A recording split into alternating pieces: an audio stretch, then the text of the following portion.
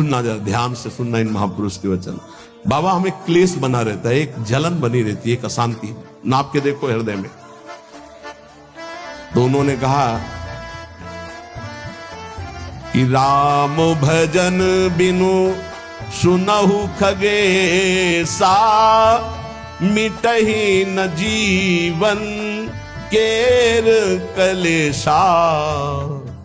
जैसे पहला ग्रास पाते हैं तो भूख उतनी एक ग्रास की जैसी मिटती है, पर अनुभव में नहीं आती। फिर हम ग्रास पे ग्रास पाते चले जाते हैं, और जब अंतिम ग्रास की स्थिति होती है तब जाके तृप्ति का अनुभव होता है।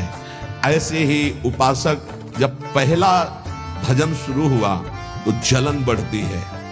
ध्यान देना, अगर उसी समय एक कवल पवा करके रोक दिया जाए तो उसको कोई तृप्ति नहीं होगी और परेशानी ऊपर से चित्त में हो जाएगी कि नहीं पा रहा था तो अच्छा था, अब पा रहा था तो भर पेट पाना। ऐसे ही अभी तक भजन नहीं करके विषयों में डूबे थे तो भूले हुए थे, लेकिन अब भजन शुरू किया तो अब जलन शुरू होगी। इतना नाम जप करो कि पेट भर जाए, तब जाके स्वाद आएगा। जिस दिन से भजन शुरू किया उस दिन से भव रोग नष्ट होना प्रारंभ हो गया।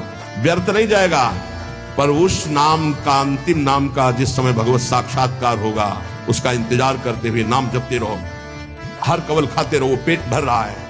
कि जब यहां आओगे तब पता खीर कैसी है, पुआ कैसा है, पकौड़ी कैसी है, कचौड़ी उसका स्वाद तब आएगा जब आपका पेट भरने लगेगा। जन्म जन्म के भूखे हो, इसलिए नाम में स्वाद नहीं आ रहा, बिना स्वाद के पाते रहो, यही तुम्हारी अशांति को नष्ट कर देगा। राम भजन बिनु सुनो खगेसा, मिटहि न जीवन केर कलेश। एक एक श्वास में जो तुम नाम जप कर रहे हो, मानो एक एक ग्रास भोजन कर रहे हो, वो तुष्टि पुष्टि क्षुधा निवृत्ति होती चली जाएगी, पर पता चलेगा तब जब आप पेट भर जाएगा। ऐसे ही जब भजन एकत्रित हो जाएगा तो संसार से वैराग्य स्वरूप का बोध और भगवान से प्रेम तीनों हो जाएंगे, तभी पूरी जलन मिटेगी, जब भगवत साक्षात्कार होगा। महाराज जी, तो अब हमको एक साधन बता दो जिससे हमें पूरी की पूरी सब बातें भूल कर केवल एक में लग जाए, हमारा काम बन जाए।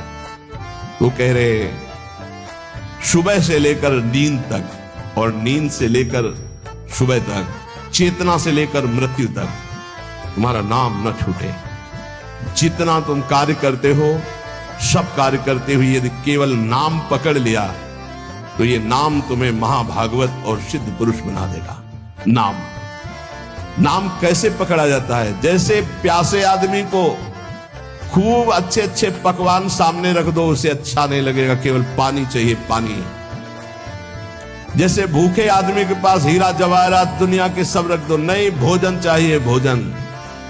ऐसे तुम्हारा नाम में प्रेम हो, उठते बैठते चलते फिरते खाते पीते सब समय नाम नाम नाम, तब तुम्हारे अंदर दिव्यता जागृत हो जाएगी। बाबा, नाम से प्रेम नहीं होता, नाम जपने में मन नहीं लगता। तो तुम जब अपने मन की बुराइयों को पकड़ पाओगे और उनको दूर करोगे, तब तुम्हारी नाम में प्रीति होगी। इसीलिए तो कहते हैं कि खूब सत्संग सुनो। जब तक सत्संग नहीं सुनोगे तो तुम्हें पता ही नहीं चलेगा कि तुम्हारी गलतियां क्या क्या हैं, बुराइयां क्या क्या हैं। सत्संग सुनोगे तो सत्संग से दो बात होती है, अपनी बुराइयों का पता चलता है और उनके त्यागने की बलवृत्ति मिलती है सत्संग से। भक्ति स्वतंत्र सकल गुण खानी, बिनु सत्संग ना पावई प्राणी। भक्ति, निरंतर भजन, इस समस्त गुणों को प्रकाशित कर देता है, पर बिना सत्संग के शुद्ध भक्ति का जागरण नहीं होता। इसलिए सत्संग से हमारे अंदर जो बुराइयां हैं वो समझ में आती है। बुराइयों को दूर करने की सामर्थ्य भी सत्संग से आती है। फिर सत्संग से ऐसा मन सावधान हो जाता है कि बुराई करने की तो बात जाने दो, बुराई की समीपता बर्दाश्त नहीं होती है, बुराई का चिंतन बर्दाश्त नहीं होता है। हृदय दर्पण की तरह साफ हो जाता है, जरा सी भी बुराई बहुत बड़ा पहाड़ जैसा दिखने लगती है। ऐसे उपासक के हृदय में नाम की प्रति प्रियता हो जाती है और वो खूब निरंतर नाम जपने लगता है। महाराज जी, लोग कहते हैं कि भगवान के दर्शन से क्या मिल जाएगा, क्या लाभ हो जाएगा? भगवान के दर्शन हो गए तो फिर बाकी क्या रह जाएगा? उत्तर, भगवान के दर्शन से बढ़कर कोई लाभ? अरे अभी तो भक्ति करो, मन को शुद्ध करो, खूब नाम जप करो, फिर आगे तुम देखोगे भगवत साक्षात्कार से बढ़कर कोई लाभ होता है? अरे जिसके जानने के बाद कुछ जानना बाकी नहीं रहता, जिसे पाने के बाद कुछ पाना बाकी नहीं रहता, वो भगवान है। उनका साक्षात्कार होने के बाद जो दिव्यता, जो दिव्य आनंद रहता है, उसे कुछ बाकी रहता है। तो हमें क्या करना चाहिए फिर? हम कह तो रहे तुम्हें निरंतर नाम जप करना चाहिए, निरंतर नाम जप करना चाहिए। तो माला से जपे या अंगुलियों से जपे? भाई नए साधक को गिनती से नाम जप करने में ज्यादा रुचि होती है, इसलिए गिनती पर दृष्टि नए साधक को संख्या पर रखनी चाहिए। ये बहुत अच्छी बात कह रहे हैं। नए साधक को संख्या पर दृष्टि रखनी चाहिए। आज 11 माला किया, फिर और बढ़ाया, फिर और बढ़ाया, फिर और आगे चल करके फिर ऐसा मन हो जाता है कि फिर वो निरंतर जब पकड़ता है तो माला भी अच्छा नहीं लगता। कौन गिनती करे, कौन सुमेरु आई तो पलटे, उधर ध्यान दे या अंदर ध्यान दे, फिर वो स्थिति आती है। बाबा नाम जपने में जैसे मन भागता है तो क्या करना चाहिए? तो नाम को बार बार लिखे या नामी की मूर्ति सामने बना रख ले, छवि सामने रख ले, उस छवि को बार बार देखता रहे। मनो राधा वल्लभ लाल जी की छवि रख ली, बार बार देख रहे, नाम जप कर रहे, फिर अंदर राधा वल्लभ की छवि देख रहे, फिर नाम जप कर रहे, फिर बाहर देख रहे। मन भागे तो छवि में लगाओ, नाम में लगाओ। बाबा अच्छा बताइए, नाम में प्रीति कैसे हो? शरीर पवित्र रखो, वस्त्र पवित्र रखो, भोजन पवित्र रखो, संग पवित्र रखो, तो विचार पवित्र होंगे। विचार पवित्र होगा तो फिर ये समझ में आ जाएगा कि नाम के बराबर कोई साधना नहीं है, नाम जपने के बराबर कोई साधना नहीं। जो नाम जप करता है उसके लौकिक और पारलौकिक सारी कामनाएं पूर्ण हो जाती है और उसको मोक्ष पदवी मिल जाती है। यदि मोक्ष नहीं चाहता तो उसे प्रेम प्राप्त हो जाता है। देखो जैसे सूर्य नारायण उदय होते ही अंधकार नष्ट हो जाता है, ऐसे नाम का प्रकाश होते ही अज्ञान अंधकार नष्ट हो जाता है। पर ये उन्हीं का होता है जिनकी पवित्र दिनचर्या होती है। शरीर पवित्र रखो, वस्त्र पवित्र रखो, भोजन पवित्र रखो, विचार, आपके विचार अगर गंदे हैं तो फिर नाम कैसे चलेगा अंदर? विचार पवित्र रखो।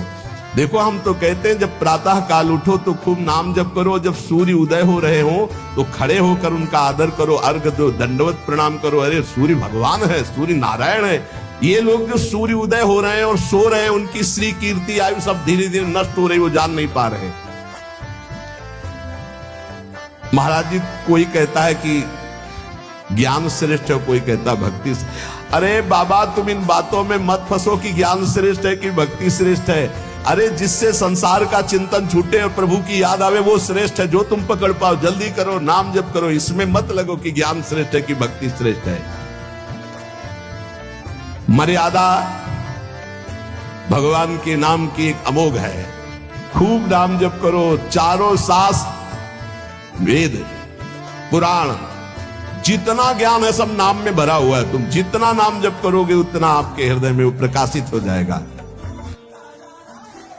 तुम्हारे मन को जैसे विषय खींच रहे ऐसे तुम्हारे मन को नाम खींचेगा। बहुत ध्यान दीजिए, जैसे विषय तुम्हारे मन को खींच रहे, ये भोगूं, ये भोगूं, ये भोगूं, एक दिन नाम ऐसे खींचेगा तुम्हारे मन को, श्री जी से जोड़ देगा। पक्का ऐसा ही है।